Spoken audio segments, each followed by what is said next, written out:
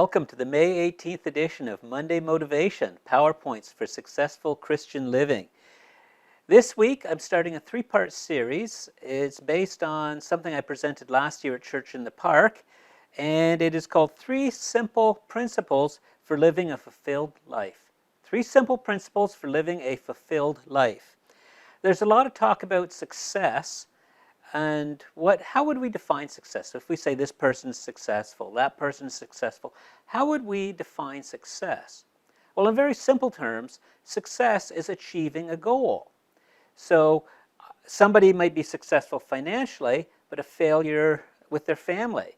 Somebody might have a great family life, but be a failure in their career or financially. So to be successful in one area or with one endeavor does not necessarily mean you are successful at life. I think you'd be hard-pressed to find anybody who you could say is successful in every area of their life. So you set goals and you are successful towards that goal.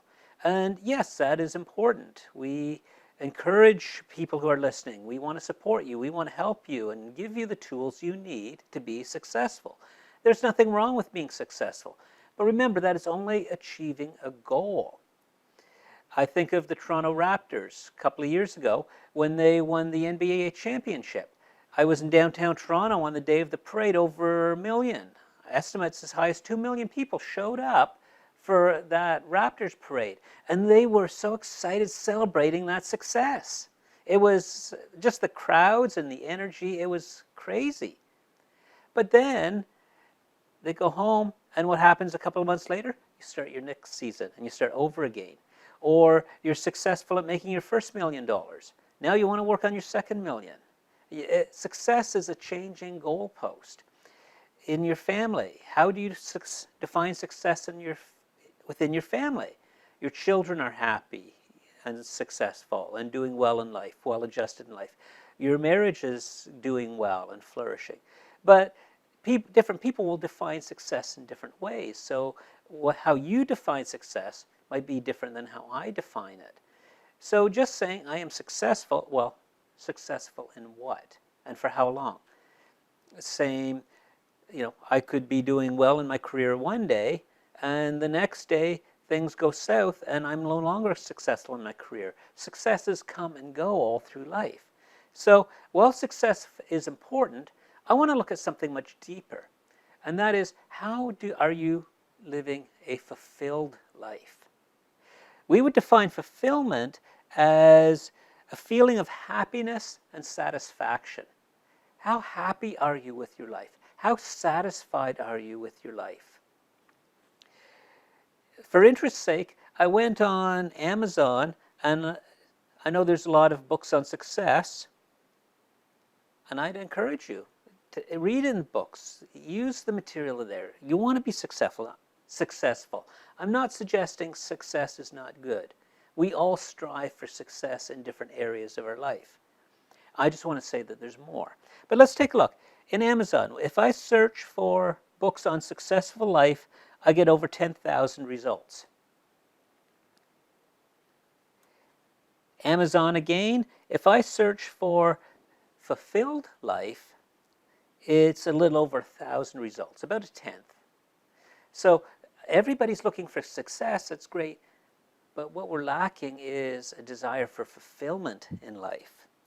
So then I went to Google, and I typed in successful life in Google, and I got over 1,120,000,000 hits. Huge. Success is a huge deal. If I do the same thing about a fulfilled life, I get a measly 315 million hits. So again, just a fraction of the results. So while success is important, and we encourage you to strive for success, there's something greater, something deeper, and that is fulfillment. Being satisfied, being happy with your life. So with that, I started to look at what does the Bible have to say about being fulfilled. And some of the role models that we have, people who I would consider successful and living a fulfilled life, who are happy with their life. And I came up with a very simple principles, 3 principles, ideas, Not rules, not do this, do this, do this, but just the principles behind how you think about it, how you approach it.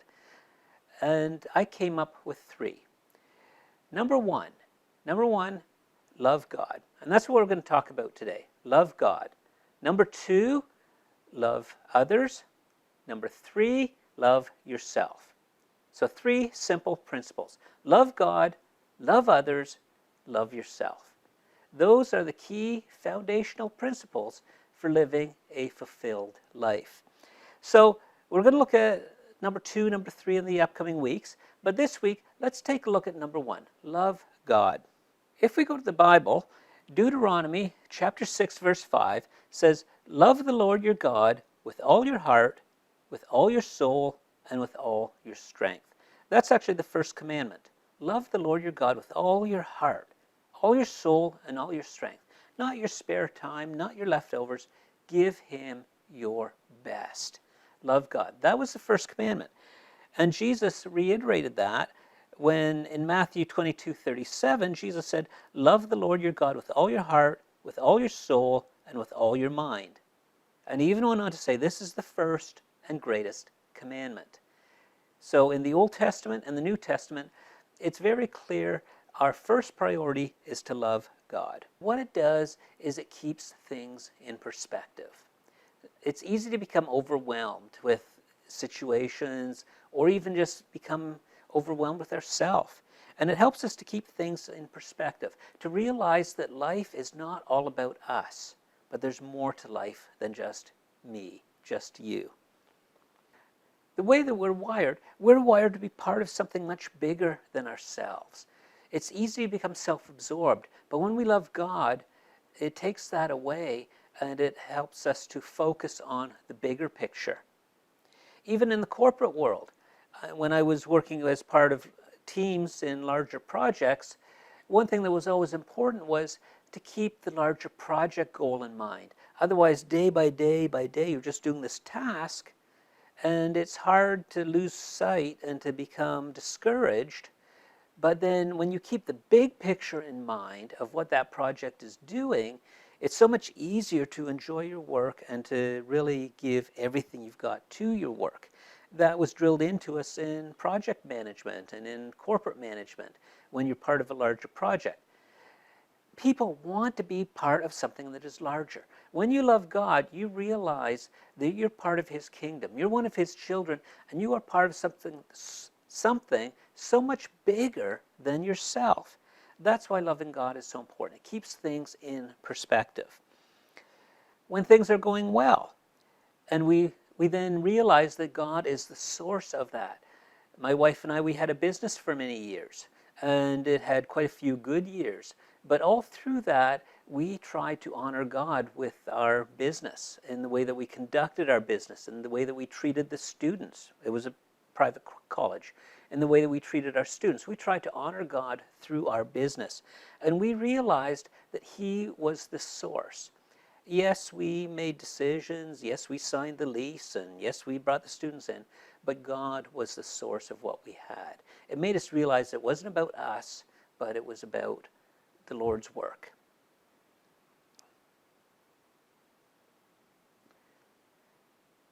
Then in life, we're all going to go through difficult times. And when we realize that God's got our back, that we love him, that he loves us, he's got our back, then when things get difficult, we don't panic. We don't hit the panic button. Last year, I left my job of 11 years, and that came to an end. And it would be easy to panic. What do I do now? What do I do now? But I knew in that the Lord had a next step for me. I didn't need to panic. I didn't need to worry. Yes, I had to face reality, and I had to make changes to my finances, and I had to adjust different things.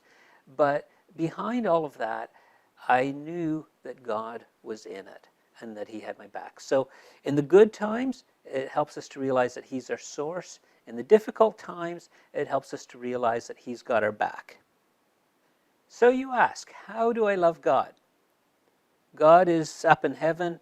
I can't see him. How do I love God? Well, number one, the very first step to establishing a relationship with God is to just plain and simply ask for his forgiveness.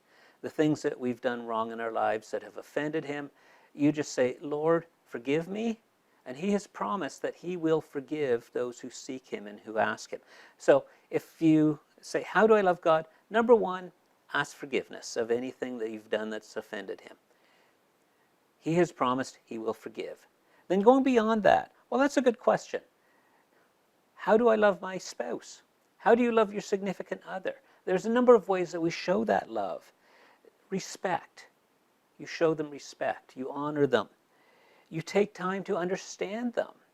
Not just physically being together in the same room doesn't mean that you love each other, but you take time to get to know each other, to understand each other. You talk to each other, and you spend time together. That is probably the easiest way, the easiest definition of how you would show love. Well, in the same way, how do we show our love to God? We spend time trying to understand each other. Well, God gave us the Bible. That helps us to understand him, to understand his ways, to understand his principles. So we spend time reading the Bible so we get to know him and understand him better. And then the time together, talking and listening, is our time in prayer. Prayer is not just coming to God with a laundry list of do this, do this, do this. Here's the situation, fix it. I used to approach prayer that way, and I learned that that's not what prayer is. Prayer is a conversation with God, and that involves not only talking with him, but then listening, taking time to listen to God, listen to the Holy Spirit and what he's saying, just spending time in his presence and time in worship, time with other believers at church. That is how we express our love to God. So getting to know him through his word, through the Bible, through spending time with him in prayer, time in church, time in worship. That's the beginning, but that is the foundation of how we would express our love to God. In the upcoming weeks, we'll talk about the other 2 points, love people, love yourself. But this week, I'd encourage you, look at your relationship with God. Where is it at? What can you do to show your love to God? I've given you a few ideas, but that is the first step in living a fulfilled life. I challenge you, how is your love for God? What are you going to do? Share your ideas in the comments. Share it on our feedback form at our website. Our website, monday-motivation.ca. You can pick up past editions there. You can subscribe to our mail list. You can give us feedback through the feedback form. We'd love to hear from you. Have a great week. We'll see you next week on Monday Motivation.